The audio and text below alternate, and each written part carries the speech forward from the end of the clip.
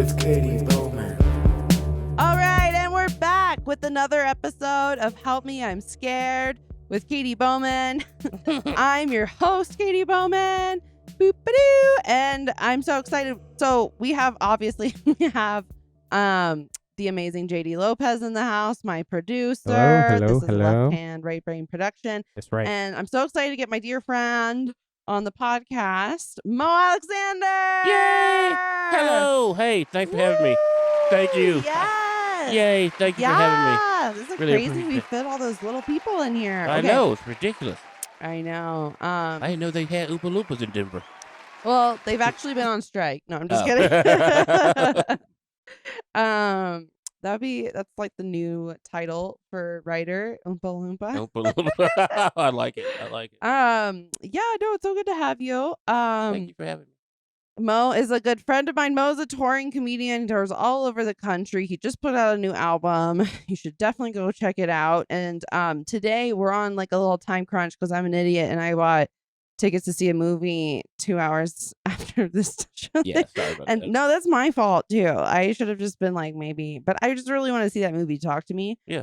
But so we're gonna talk about the Amityville Horror. The original. The original 1979. So just a quick, Google has like the perfect spiel for it. I'm Okay. just going to read this. The Amityville Haunting is a modern folk story based on the true crimes of Ronald DeFeo Jr. On November 13th, 1974. DeFeo shot and killed 6 members of his family at 112 Ocean Avenue, Amityville, on the South Shore of Long Island. He was convicted of second-degree murder, and then he died while serving his time. After this happened, a family, the Lutzes, moved into the house, and they claimed that they saw all these things that are in the actual movie. Right. And there was a book that was written in the movies based off the book. Right. And then the guy I found out he published the book as he said it was real. And so there's like actually an interview you can look up where they're interviewing him and the actors, and just like on screen on screen James Brolin's like, I don't really know if I believe any of it, and you can see the author's just like, what? Oh, wow. How dare you? That's bad. And I think you lied. I think I'm wrong acting a movie. I know. This is a script. This didn't really happen. Nobody know. told you to get out. Yes, and some of them, and so during the movie, the producers actually told the actors to make up fake stuff that happened on set, and then like a year or two later, the actors were like, none of that's real. This poor movie had no one committed to the bit. See, this is why this was such a scary movie. But it was a really good before movie. the internet. Yes. Now you get to learn all this stuff. Back then, nobody knew any of that. Nobody Yeah, knew. so I mean, it's still argued, like, is the Lutz's story, like, is their experience. But here's the thing. So before he died, Ron DeFeo said that so during his case, he actually pleaded insanity.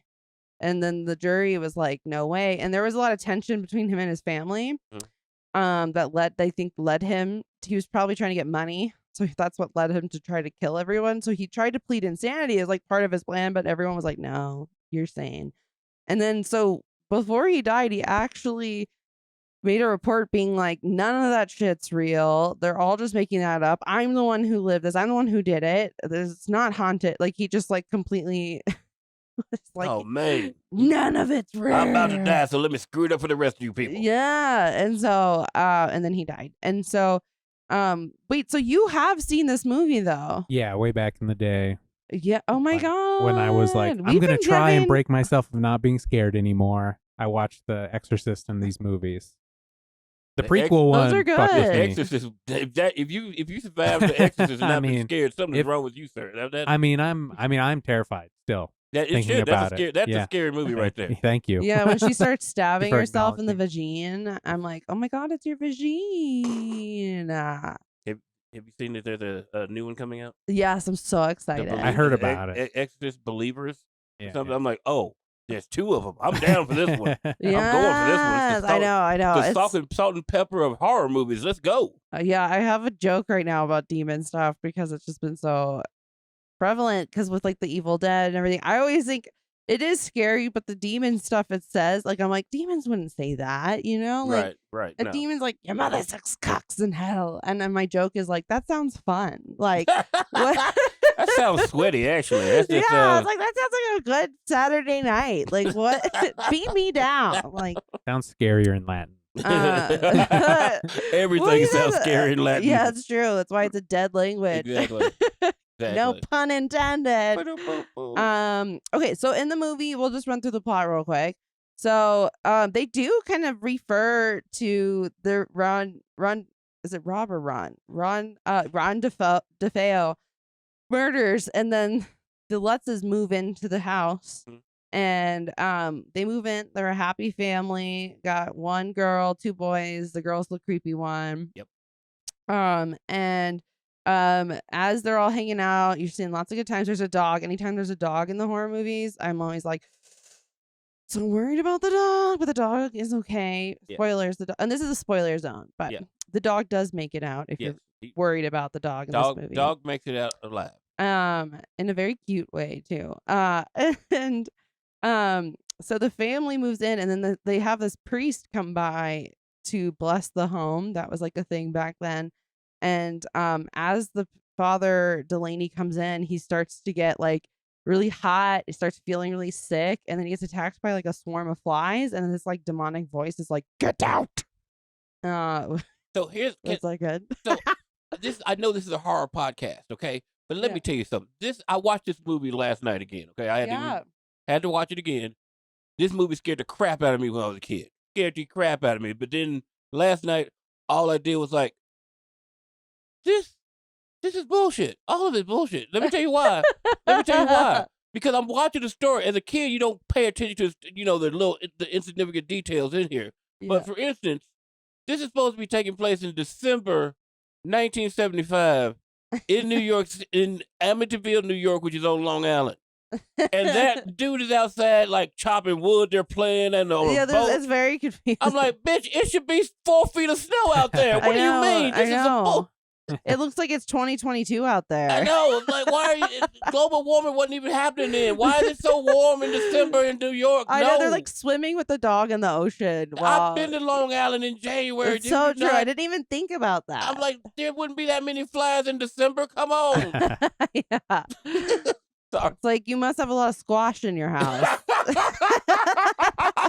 Okay, that's hilarious.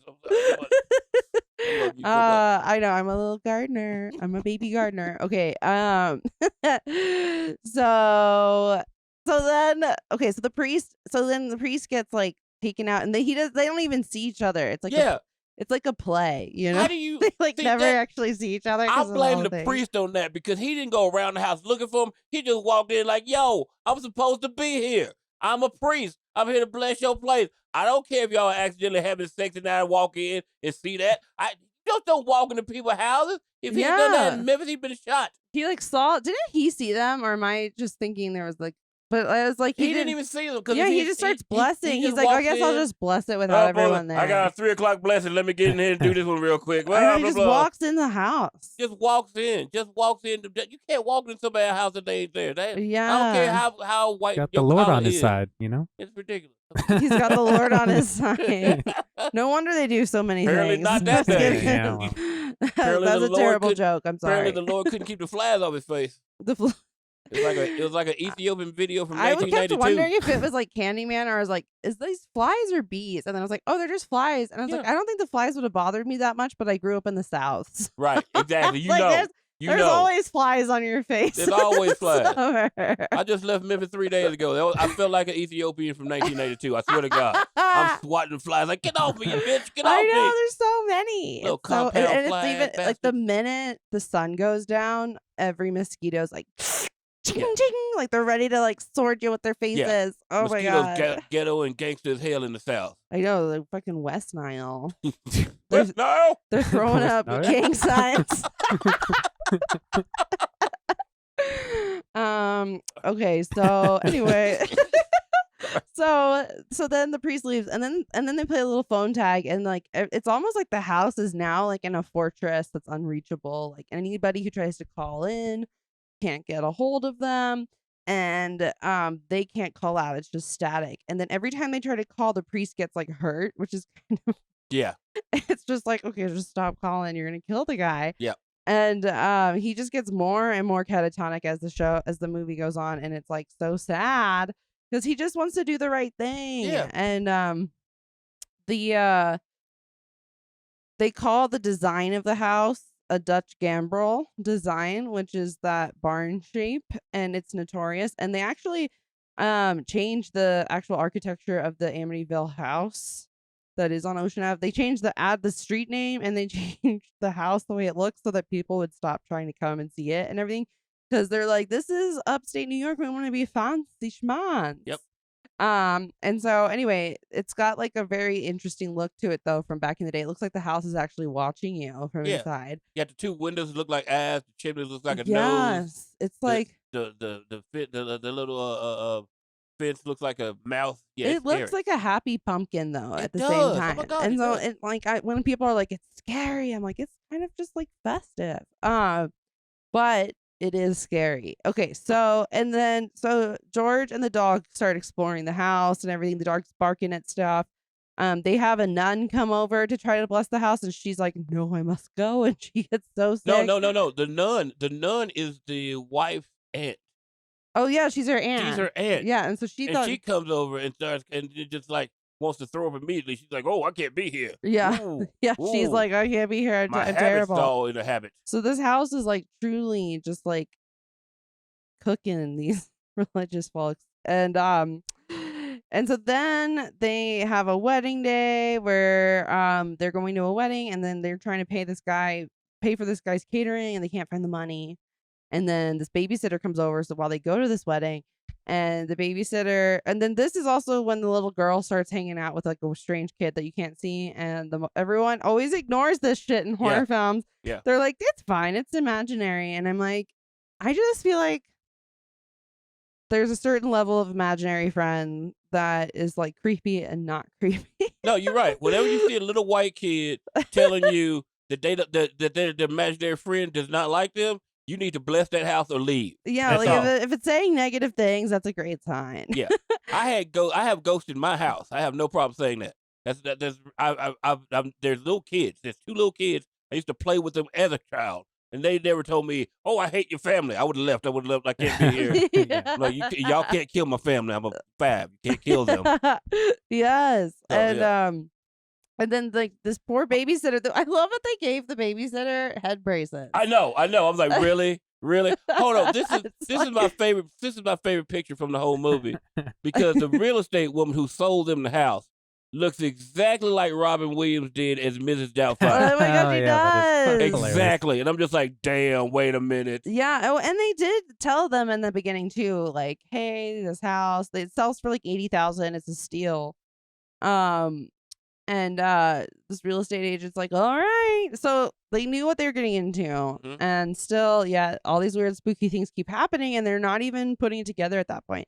Like the babysitter with the head brace gets locked in. It's just so fun. I'm like, that's clearly can't be real. Like, no. So it's like, why did they make that choice? Yeah, no. But so she gets locked, maybe to make her look a little more meek, but that's kind of sad. She was trying to be this like bossy babysitter too, but she still got locked in the closet. And the little girl's just like letting it happen. And then when they finally get home, she beat her knuckles bloody trying to get out of this closet. She's like, why didn't you open the door? And she said, Jody wouldn't let me open the door. And they're like, who's Jody? And you see before she gets locked in the closet that Jody's in the chair, but you don't see. You just see the rocking chair. Yeah. So the parents are still just like, that's bad girl stuff. Why'd you do that? And no one's considering that the house is fucked. I don't know why no one's considering the house. Look, there was a violent mass murder in this house. The dude is in jail for killing his entire family with shotguns. It's a new Long Island house selling for $80,000. I was like, I'm sorry. I'm like, something terrible is gonna happen. You telling me that there's a person that this imaginary friend of yours did not like me after a house got murdered by white people? Oh no, we moving. Yeah, we're moving now. They should do. Is there like something kind of like a prenup for houses? Like, yeah, a ghost clause. Yeah, like ghost clause would be great. Yeah, it's like a clause. Yeah, it's like it's like, okay, we're gonna live here for 90 days if you see no ghosts. Yeah. That's so funny. That idea of just That's like the real estate agent has to have like a license in like being a medium too. That's funny, but at the same time, with my luck, the ghost like 90 days up there, girl. Let's go. Yeah, gotta stay now. Yes. Oh my god, that's so funny. But yeah, I think they have to disclose something bad happened in the house, right? Yeah, they do. You have to tell them that. Sorry, 17 people got murdered here. That's why it's such a steal and such a bargain. I mean, but it is a white family, so we wouldn't put it past them to be like, oh, we can make it cute. I mean, look at all these all these like plantation weddings happening and shit, and they're like, it's just cute my now. God, that is for real. Plantation weddings are real. Right? That's a real thing to happen. Like, I'm sure every white person walks into a haunted home and they're like, I can fix it. Yeah. I'm surprised that's not a show on the HGTV. Plantation weddings? No, like it's a haunted house, but we're gonna fix it up. Oh yeah, that's good. Yeah, that's good. Totally. Oh, that's a good show idea right there. Yeah, it is. We're just coming up with all the things today. So then the priest, you see the priest, and Delaney tells all the other priests that it's actually haunted, and none of them are believing him. It's so sad. That is sad. They're like, we're just here to fuck kids. Like, but truly, it's like really disheartening scene. God. It is, because you're just like, what is your job then? So then he's like, and he's also like still in so much pain because all these things, and so creepy stuff keeps happening. Delaney doesn't know what to do, so he tries to at some point he tries to bless the house from afar, and we'll get into that. But so as it moves on, the kids, so coworkers. Oh yeah, so then like this coworker shows up. Okay, so also during this time, George Lutz is getting more and more angry dad vibes, and he was like a nice guy when he moved in, but he's starting to get really crazy. He's like obsessed with chopping wood. Yeah, I think that's like the funniest part of the whole I do too. I'm like, why is he? He's just chopping wood. He's like, I gotta go check the fire. Let me go check the wood. I know. She's like, you're obsessed with the fire. It's like chopping wood's like hot on TikTok right now. Like guys chopping wood. Well, that's now. I feel like back then it was like they're just like, this is something people like. It would have been. I would not have had a problem with him chopping wood if it wasn't a beautiful sunny day out in December in 1975 every damn day. I gotta take advantage of this nice weather. Now, in the movie, they changed them. In the movie, they only stayed there for like 18 days. They literally stayed there for 28 days. I don't know how they did that. They stayed there for 28 days. And then on that 20th day, they got the fuck out of there. But in the movie, it's only 18 days. What a like horrible experience for your family. Seriously. If it is real. Like, you're just like, okay, 28 days. It's like the horror film 28 days later. Okay. That'd be funny. But so... yeah, it's just like bad news all around. Coworker shows up. His wife's like, she's apparently very sensitive. She's an HSP. She's like, I'm not going anywhere near that house. So she stays in the car, and the guy goes up and he's chopping wood. Then he's like, hey, you haven't been in work to like sign the check, so I brought him here for you. And he's like,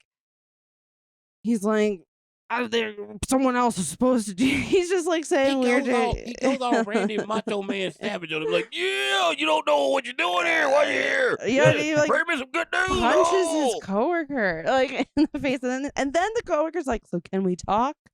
And I think that's the funniest part too. I know. So they talk, and then like shit gets weirder. The parents start to finally think like, maybe something is getting crazy. Then there's a part where like the little girl's playing outside, and the boys try to scare her with like a little fake spider on a string, and they're putting it out this window, and then a ghost like smashes the kid's knuckles in the window, and they won't let it lift up the window. And so then the family's getting crazy. George starts waking up and checking everything, and then he wakes up at 3:15 one night and sees all these flies at the front door, and then he sees all these flies, and then the front door gets smashed in. And I don't even know why the front door didn't it just like smash itself. It blew out. It just blew out. It just blew itself out. which I'm is just like, this is weird. yeah, it's crazy. That's the problem. That's the problem I have with this whole story, because the first, okay, well, let's say that I am a highly advanced, intelligent, super black man, which I am, and I bypassed all the other bullshit that I've seen over the past month. It's like, this is a deal of a house. We're gonna stay here. I paid $80,000. I had it in my pocket change, but when the both, because it was that door and like the door in the basement both blew outward, not inside, not like someone kicked it in. It just like a tornado came and blew out. I'll be like, you know what? I'm not putting another door in. We get the fuck out. We leave it tonight. Really? Right there. I was like, that's all I need to see. Y'all kick the door in from. That's telling me to get the fuck out. Leave. Like Here's the open door. I'm out. Yeah, it's like pretty. The whole thing, even like your kid's knuckles getting smashed, the babysitter getting locked in a closet, your daughter's talking to no one. Everything's a bad vibe. And then like it gets even, and so now it really starts to escalate, and Father Delaney is just like suffering more. They invite his work friends back, and she comes in the house, the HSP, and she's like, boy, these vibes are ever strong. And they go and they do some research, and they find out that it's like it was built on a Ketchum, like, oh no, that's a different person. So it was born or built on an ancient burial ground, and this guy used to like torture people, and he was a devil worshiper that lived there. And so they finally go down to the basement where the dog keeps going and is barking, and they like break open this brick stone wall in the basement, and like they see this red room, and you don't really see what's going on in the room, but the HSP girl that's like a clairvoyant is like, it's a passage to hell. Like she says it in such a crazy voice. And then everything just gets crazier. So then we see Delaney starts praying for the family at this church, and the statues start to crumble as he's praying for them. And he goes blind because he gets like statue in his eyes. And then let's see here. What else? George trips over one of the foo dogs. Those are those little like ceramic Asian sculptures. And then he gets like so abusive. Yeah. He lost his mind. He went crazy white man. Yeah, he gets crazy. So then wait, is that her name? Kathy? Yeah, Kathy goes to the library. Then we see that Delaney's catatonic finally, which is not good. And then she comes back after learning more too, and she sees a floating pig head. The walls start bleeding. I love that part. Yeah. Dude, when the walls start bleeding. So I also think that Jordan Peele used that inspo for Nope. And when he starts dumping on the house and stuff. I just love that scene. It's really influential on lots of things. And we'll get into this in a two, but also Shining. And then the house starts to like be bleeding. It's like combusting. Things are going crazy. There's like a moment where George tries to fucking kill the family with an axe. And then they finally figure, like, he has like a come to Jesus moment. And so they finally are like, we gotta get out. And they get out of the house, and the house is having like it's burning down. It's terrible. And then they're all in the car, and the little girl's like, I need my dog. And it's like, oh my God, fuck the dog. And so George goes back. Yep. Redeeming qualities, and he gets Harry, and it's very cute. They run out of the house together, and it looks like he's running with a stuffed animal. But it's so cute. It's like very. You missed an important part. He goes back to the basement where the dog. He knows the dog is. Oh yes. Falls through the steps. That's right. He falls through the steps. What looks like a pool of blood. Yeah. And the dog is like biting him, like, "Oh, how the hell are you?" And it's me. I'm George. It's me. Don't hurt me. Poor dog is just like so traumatized at this point. Yeah, the dog is going to have therapy. Like a dog gets hit once and it bites people forever. Like this dog, it's just been in like a hell house for 28 days. Or wait, was it 14 days? No, 28 days. Yeah, 28 days. He was like, "You mother! I've been trying to tell you, get the hell out of here." Yeah, the poor dog has been saying the whole time. And see, here's the best part. Here's the worst part. There should have been a continuity editor for this movie. Yeah. Because at the end of the movie, you see him covered in blood, walking with this fake-looking dog in the rain, trying to get back to the family. Then he gets back to the family, and his shirt is clean. I'm like, what the hell? What the hell? You just took me out the scene. Why is this? I love classic films for that. Also, when the pig is floating in the house, it looks so much like something out of the early Twilight Zones. It's just this like pig floating. It looks like one of those like TikToks where I was like, "Is this a Pink Floyd video?" I thought it was a Pink Floyd video. It's very funny. It does, funny. And that's so true. He's dry when he gets out, and then they all have the dog, and they go away, and then it has like a thing that says the family lives in another state now, and they never return to the house. They left all their stuff there. And so, oh my god, we did that. Such a good timing. But here's the thing. I had a problem. Let me tell you. This is why I have a problem with this movie. We go back to Father Delaney. Let's talk about Father Delaney. Okay? I know. Father Delaney went blind, went catatonic, and then another priest meets him outside next to a lake. Yeah, and he's who the hell is just dropping an old blind priest off next to a lake with nobody helping him? I know, he's just sitting down there. He could have just stood up and walked into the lake accidentally. I know. And then the worst cop ever comes up, says 2 lines. The cop didn't need to be in the whole movie because he did nothing. I know. He just showed up and followed I love people. that the horror films always show that cops do nothing. Do nothing. Do nothing. That's a horror film trope for sure. Most ridiculous cop. Dude, no, it's true. Poor Delaney is like fucked by the end of this movie. Like the family makes it out, but he took in all this trauma. He's like a human voodoo doll. Like every time something happens in the plot, Delaney like has like a seizure or goes blind or something worse. It's so sad. He was such a good priest. He was like the only good priest. He was, because there was another guy who was his friend, but then there were these 2 older priests, and they were yelling at him about the whole thing. Yes, those assholes, those guys. Yeah, they're terrible. And the one that's standing up in this picture here, he said something snarky to the other priest on the way out, like, "You could use a haircut and maybe a shave, bitch." Yeah, like get the fuck like, what are you doing? He just saw you're like being so you're way to like not hold space. What, like that's your one job as a priest. What, did that kid not make you come last night? What's wrong with you? What's wrong with you? It's true. They're such terrible priests. These are the worst priests ever. But so you picked this. So it scared you though as a child. As a child, look, I grew up. You're from Texas, right? Yeah. I grew up in Tennessee. And my mother was a horror movie junkie. Yeah. Junkie. She was a teacher. Every Friday after she get out of school, she'd go to the video store, and most of that weekend was spent watching horror movies. That's all. I'm not kidding. I saw my mother at age 10 eat ribs while watching the Texas Chainsaw Massacre. That's how I'm like, oh, you're disgusting. I love that, this is nasty. You are so nasty. Get away from me. Jose McCall's mom was the same way. Really? Just like loved horror. But I feel like there's something going on here, because I wonder if where Jose's mom works, because you're saying your mom was a teacher. Mm-hmm. She probably put up with a lot of bullshit. Oh yeah. And like horror is so cathartic. I feel like and you also get lost in other people's trauma in the movie. So like you're not worrying about your own shit. It's like constantly every weekend there's like 10 horror movies every day. Every week. She wouldn't even do her like, her stuff for school like on Sunday night. Like 10 o'clock before she had to get up in the morning. The rest of the weekend is horror movie weekend. I'm like, all right, let's do this.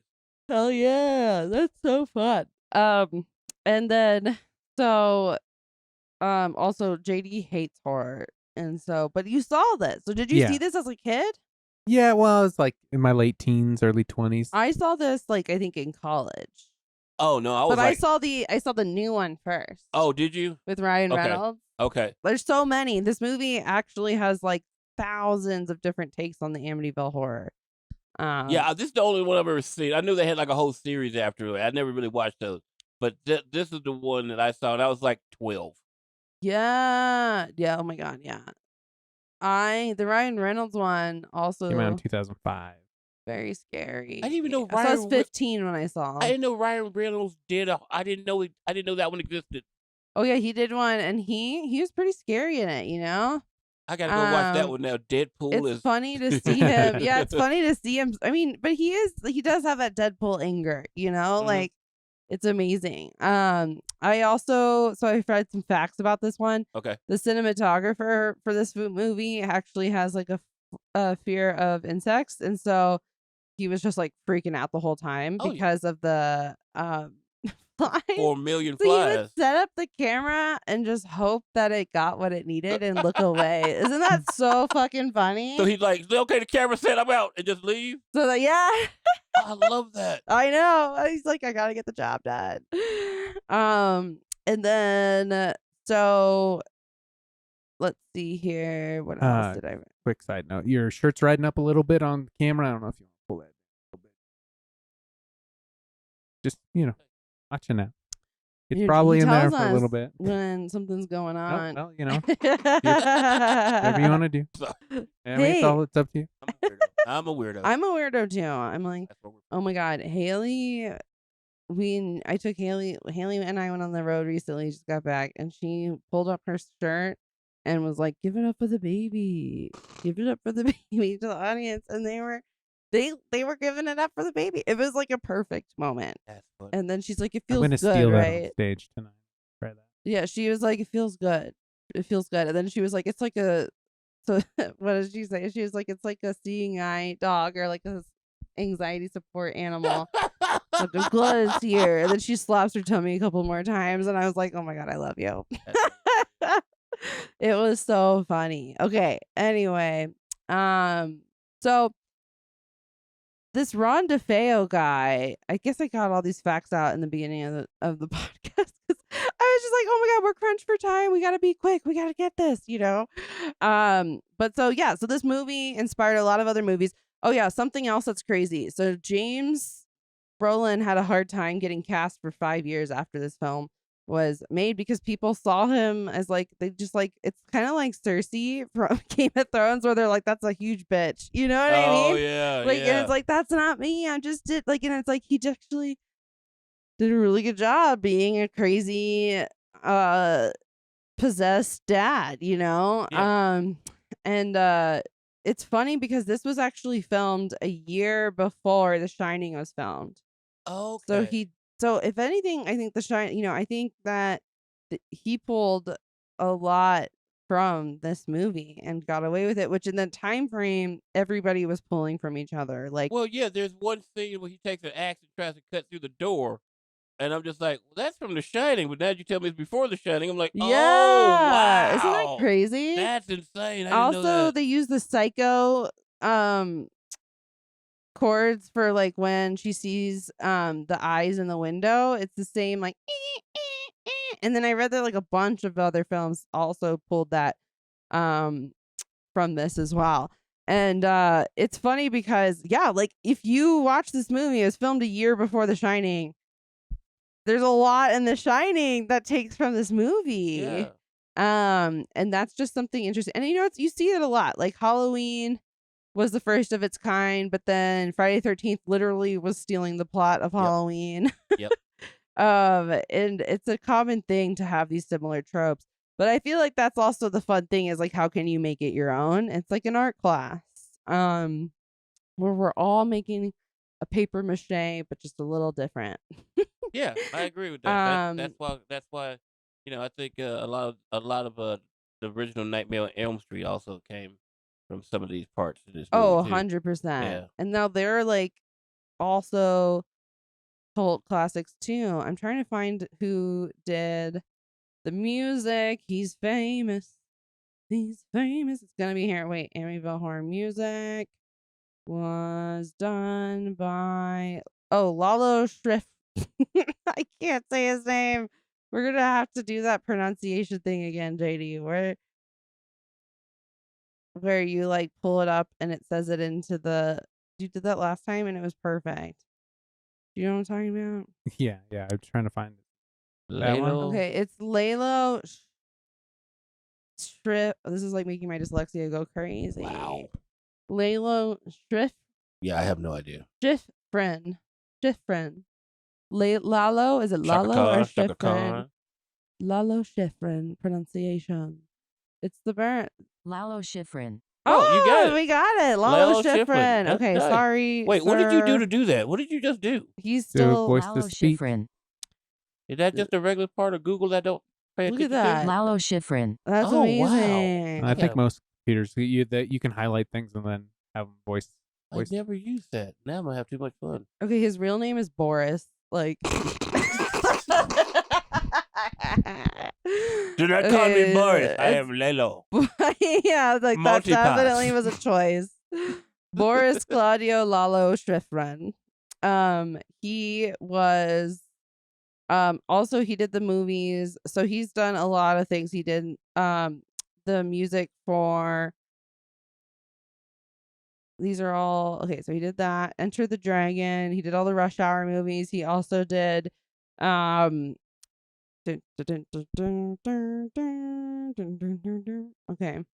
There was another big one. But there's a lot of movies, see. But he's done scoring for a lot of movies, but Mission Impossible, that was it. Okay, so he actually kind of also took inspo from all those other movies to make this, but it's still but then this music also inspires like later movies in the 80s, like Pet Sematary and stuff. Because if you look up the music, here, look up Amityville Horror intro. Because like that pretty much is the same song, but different chords and stuff throughout the whole movie, right? Where it's like, la, la, la, la. Yeah. Let's get a creepy version now. I know. I was like, okay, here we go. It's almost positive sounding at the beginning. Oh, it's so full of hope. Just got a house for $80,000. Oh God, there's white children singing. Let's leave. I'm not kidding. If I ever hear white children singing like that, I'm not staying. I will leave. I don't care if that sounds racist like, or not. I'm getting out. Are those actual kids or is it a bunch of adults pretending to be kids? Oh, come on, they was fucking with Catholic priests. There was definitely little kids in this movie. Oh my God, that's so funny. Not okay. the Harlem's Boy Choir, you know. There's so many jokes I'm gonna not do right now. I know. I was like, I gotta pull it back a little bit too. No, but so yeah, he did a really good job of making it super creepy and hopeful at the same time. Also, poltergeist vibes. Yeah. Like, it's a good classic movie to watch. I still think, and I still really enjoyed it. If you were George, what would you have done? Who, me? Yeah. I would have got the fuck out. I would have left. Like, I'm like, oh, when no. the door I was like, exploded. why am I chopping wood in the summertime? Get me out of here. This is horrible. I would die to see you just on your couch with your possums, like smoking a bowl and a door exploding. Oh, no. Possums have anxiety. That's why they do that whole play possum thing. You got to get all the possums out. Oh, no, I would have been on the floor with the possum just all the cat time like, You would have been, oh, yeah, that's true. It's true. Don't touch me. Whatever it is.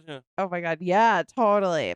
Okay, wait. Do you guys scare each other sometimes? Who? Me and her? Yeah, you. Oh, hell no. We don't know. We're not that kind of family. We're not trying to scare people. No. JD is most partners here. This is a contest. Okay, yeah. She's off screen though, just for the. Yeah, we're not. Oh my God, no, you're fine. We don't do the scary. I mean, no. Yeah. As a respectable, loving couple. Yeah. Because we have guns and we will accidentally shoot somebody. That's what I'm like. What happened? No. No scare. I live in the hood. We do not need anybody extra scary. Yeah. If I hear a sound, it's like, all right, you got your gun, I got my gun. Do not shoot even me just a little boop. No. No. Okay. We do not. All right, that's one for JD. That's one for JD. We always ask people if their couple's scared. Oh my God, look how low. I'm surprised how low the tomato meter is. Well, you can't judge this. You can't judge this with a tomato meter right now. This movie from 1979. Nobody who knows what the tomato meter is was born in 1979 except for me. That's it. Everybody else is like, what is this movie? It's horrible. Of course it's horrible. I never agree with the tomato meter. No, though. you can't. I bring it up to talk shit. You still talk shit about it. Let's read some of these. The tomato meter is 31%. 31. That's ridiculous. Yeah. Oh yeah, it's 31%. JD's doing my job for me. Okay, it's 31%, which is heartbreaking. Okay, so we'll go with the bad first. Amityville Horror begins with the promising premise of a haunted house in the suburbs, poltergeist in the barbecue pit, and quickly degenerates into a display of pretentious camera angles. Oh my God, that is like that's giving them too much credit almost. I agree with that. I was like, they just were trying to have fun and make a silly movie. It is funny to me that they filmed this 5 years after the actual murders. Oh yeah. Damn, I was like, that close? That's a quick. Okay, we got to think about it because it's based on the book, so the book probably came out 2 years later. Yeah. They got all that, and then they rushed it. And then everyone gets mad for someone doing a 9/11 joke these days. I just had to cut out a bunch of 9/11 jokes Katie did, just so the audience knows. She wouldn't stop. Stop it. I used to have 30 minutes of progeria kid jokes. Wait, what is that? Progeria kid? Yeah, it's those kids that look old, but they look like they're 80, but they're like 10. Oh, Benjamin Button. Yeah, the whole. That's real. That's a real thing. There's only like 5 kids on the whole I planet. don't think they age in reverse though. No, they don't. But they look old. That'd be so crazy if they like turned. That's into a real Brad horror Pitt. movie. There's only like 5 of them left on the planet. They all share one soul, and that's Barry White.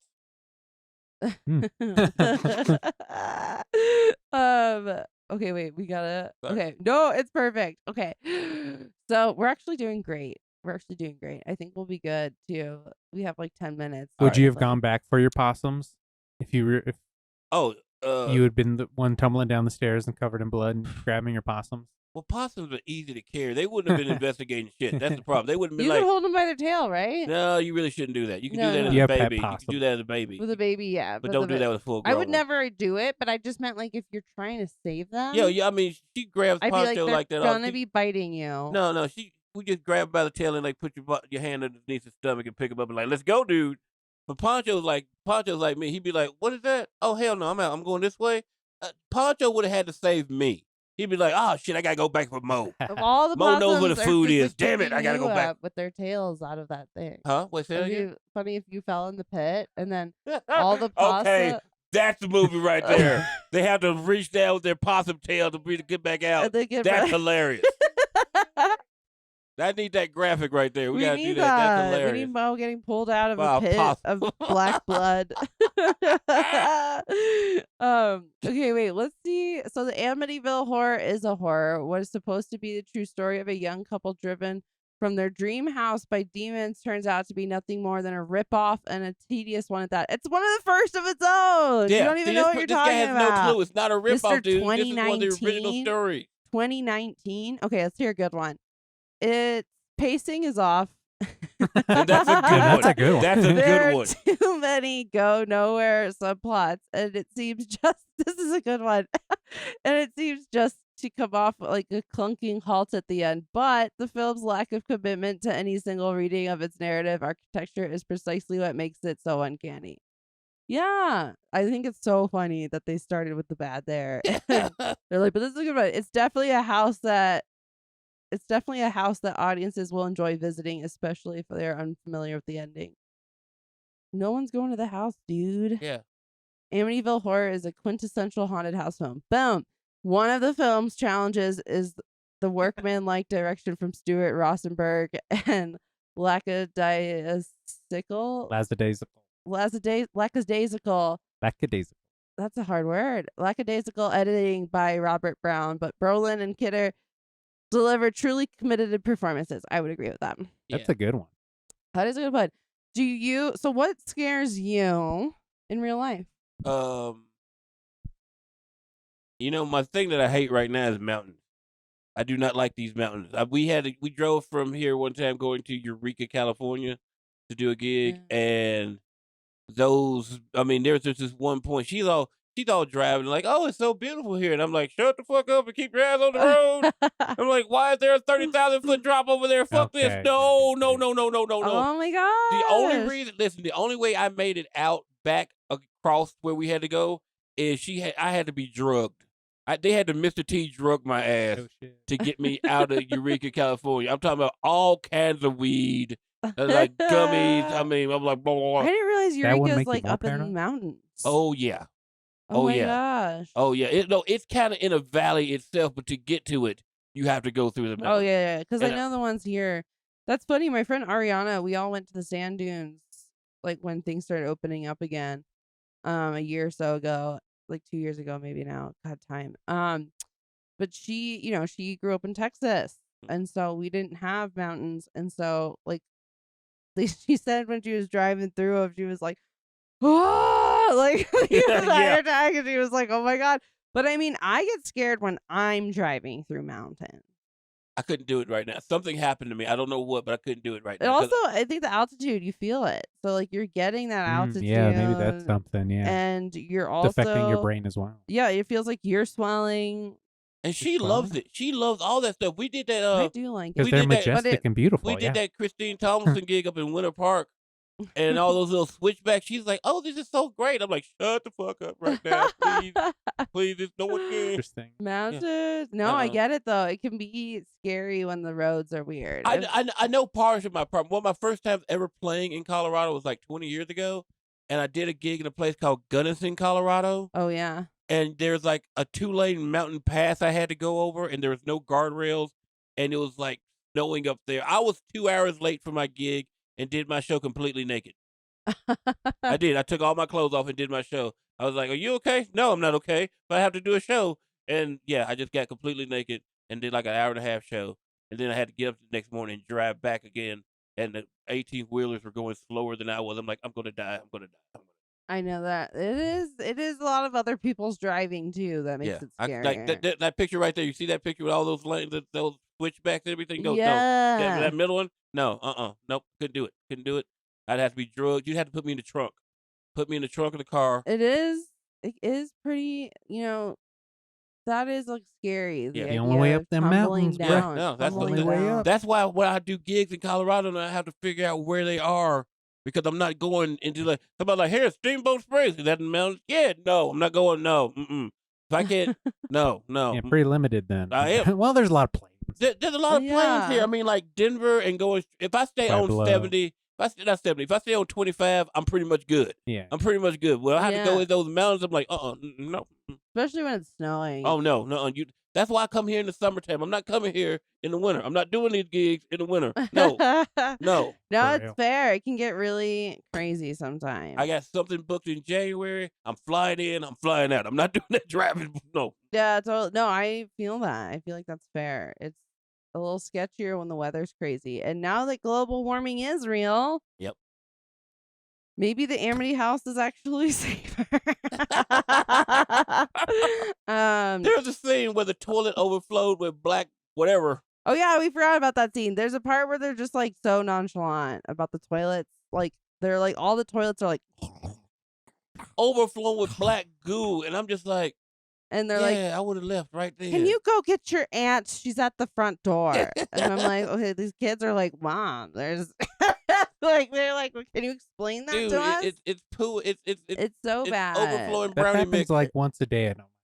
You might need to move. Yeah, you the might walls need to just move. start bleeding right now. No. He's like worst nightmare. Okay. Well, it was such a pleasure having you on the podcast. Hey, thank you doing for having it. me. I really appreciate it. And I'm so sorry that time, but we got through it. We did this. We fucking did this. Did the dang thing. I'm happy. What can people follow you on that you want them to follow you on? What can people? I know you just have a new album out. The album is called Mo Possum Blues. It's on iTunes and Amazon. It actually debuted at #1 on both of those charts. Hell yeah, and, it's a good one. It's a great album. It's a true story about me and how I was attacked by a possum that's probably Poncho's great grandfather. That's it. That's Poncho right there. I'm riding Poncho in the picture. Oh, he has pet possums, just for the audience. They're not pets. They're non-releasables. They cannot be released because there's something weird with them all. Yeah, Okay. non-releasables. Yeah, very cute. He found me. He wandered to my house. Oh, they look like they have And now you can't. lots of eyeliner on. That's a movie right there, Yeah, buddy. yeah. Dude, that's a fucking movie. Yeah. They're non-releasable. We just got 2 new ones that my friend read. We got to call at 4:00 in the morning. Like, I got 5 baby possums drowning. And I'm like, what? And she brought 5 baby possums to our house at like 4:00 in the morning that she rescued from drowning. And we have 2 of those right now. So yeah. Amazing. But you can follow me on Instagram, which is Mo Alexander, M-O Alexander. Basically anywhere you go for M-O Alexander, that's me. That's me. You'll find me. Yes. Yep. And check out his comedy. Hang out after the show. He's always a good hang. I try to be. he still likes me, even though one time I brought him up by the wrong name. Did that? That was hilarious. But I was like, I was like, really? We've been friends for a while now. How you gonna name me something completely I different? actually don't drink anymore too. So I do. Because of probably that. for the best. Yeah. No, but I was like I just started Zoloft, and my doctor was like, yeah, you can drink on Zoloft. And dude, every doctor I go to is like, you need to lose weight. Like, your ears are fat, but you can drink whatever you want. And I'm like, fuck you guys. Who the fuck says She your told ears me are fat? Okay.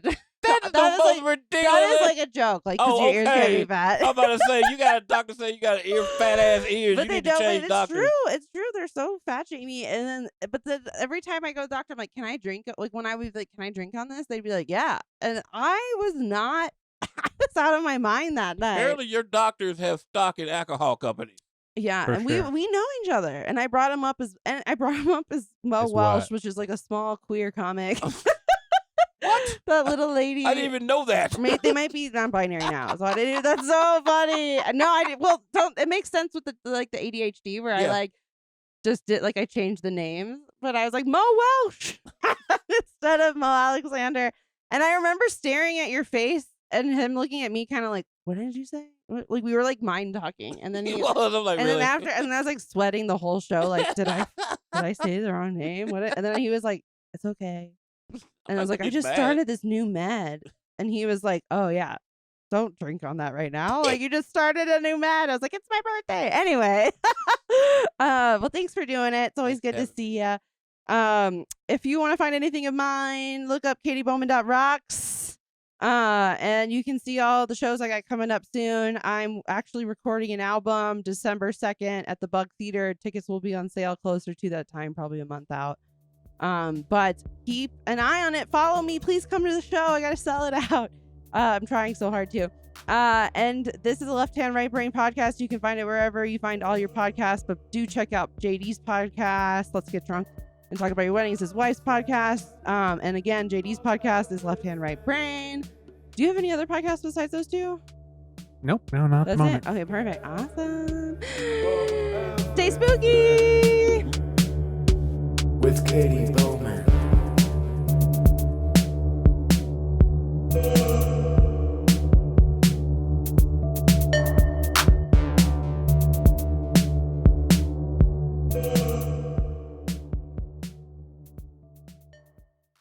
Help Me I'm Scared is a Left Hand, Right Brain production, produced by JD Lopez, with music by Ben Kronberg.